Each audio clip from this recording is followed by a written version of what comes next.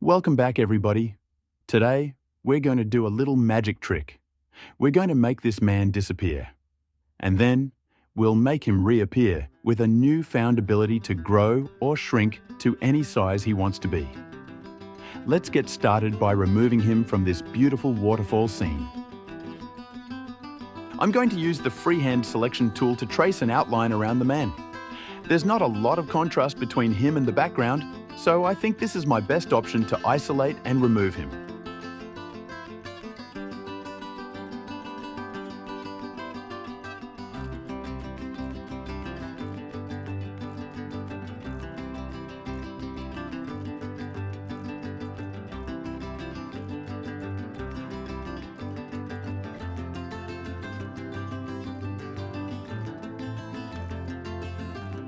Okay, that looks good.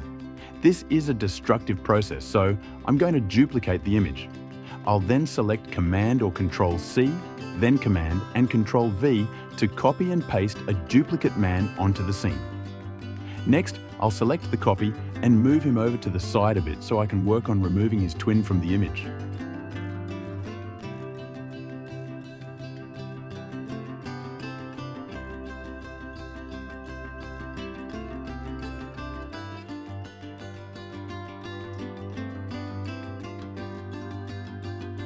Okay, there are several ways to remove things from pictures. I'm going to start by using the Inpainting brush tool located in the left-hand toolbar. I'll click on the background layer copy and then select the Inpainting tool. Then, I can simply paint over the man to remove him.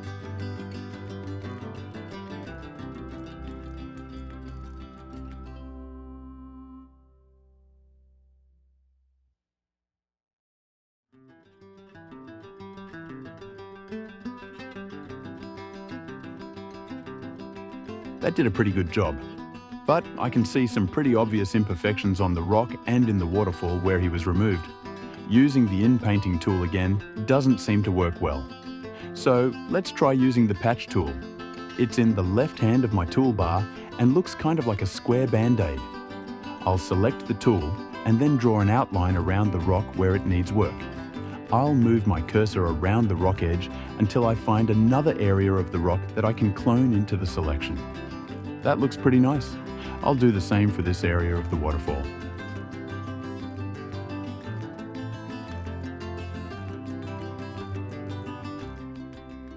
That looks good enough to me. Now, let's work on our man over here a bit more.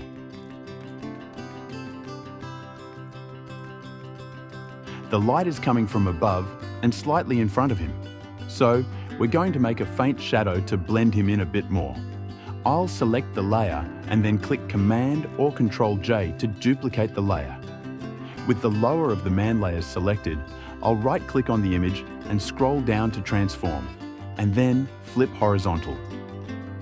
I'll drag the upside-down man layer into position.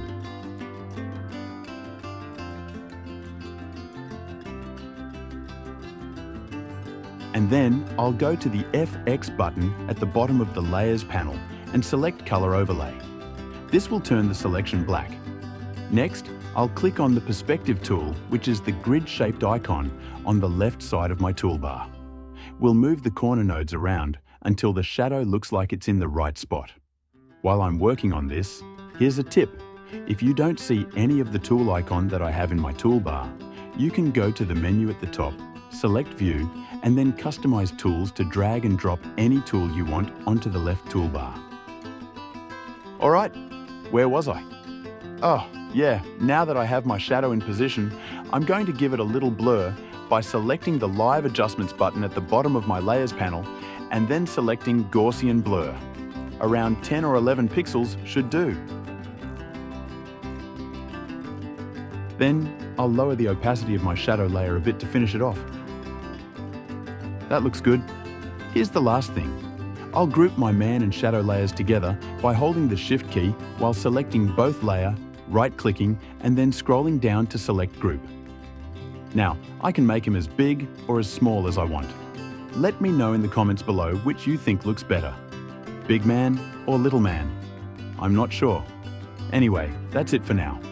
If you enjoyed today's content, please click on those like and subscribe buttons below. Personally, I feel just a little bit bigger when you do. Have a great day, everyone.